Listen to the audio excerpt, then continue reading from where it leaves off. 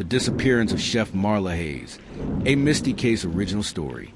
Mapleton Ridge was a kind of small American town where everyone believed they knew everyone. Kids rode their bikes freely.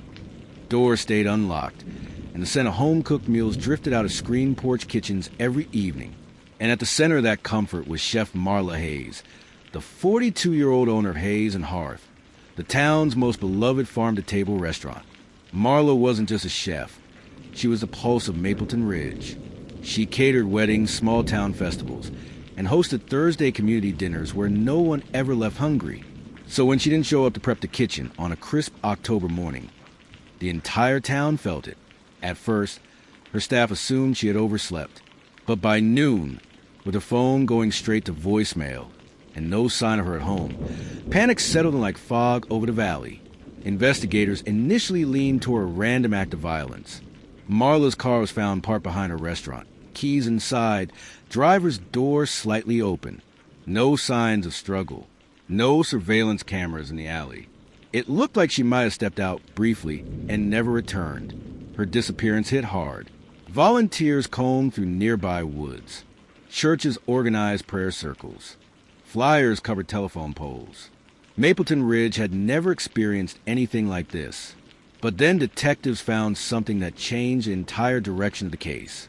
While searching Marla's home, investigators discovered 2 phones, a personal one, and another tucked into a baking flour container in her pantry. That second phone contained asterisk messages from unknown numbers, asterisk meaning locations outside town, asterisk a series of late-night calls, and one repeated name, Eli. But there was no Eli in Mapleton Ridge. As detectives dug deeper, they learned that Marla hadn't always lived the peaceful, predictable life she presented.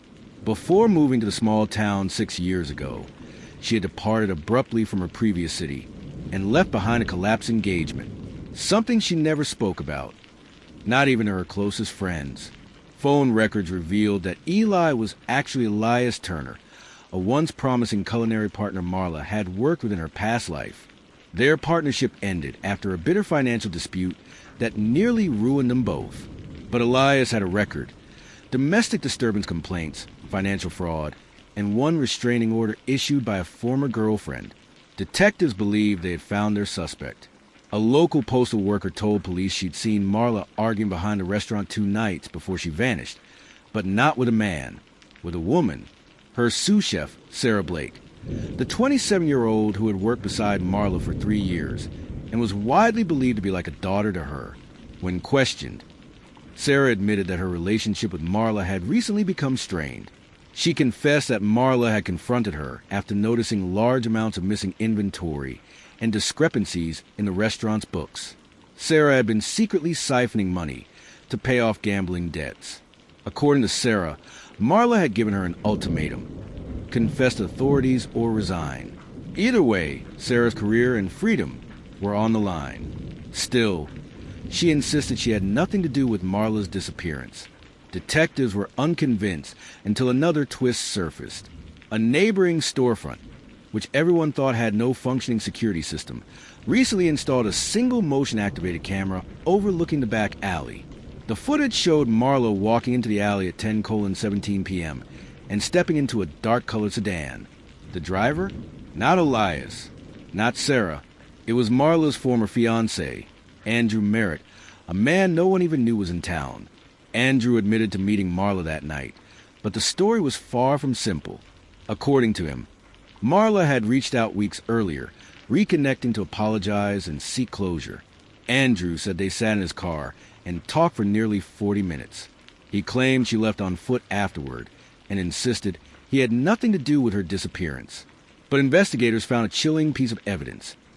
Andrew's rental car contained fibers matching Marla's jacket and traces of soil identical to the riverbank outside Mapleton Ridge.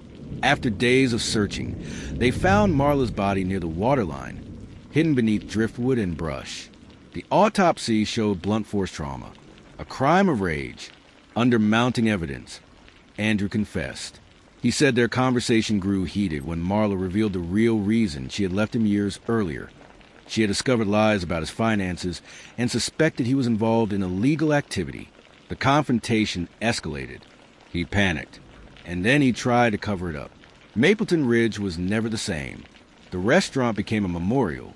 Candles lit the alley where she'd last been seen, and the town that once believed such tragedies happened somewhere else suddenly realized danger can hide in familiar faces, and old wounds can pull the past into present without warning.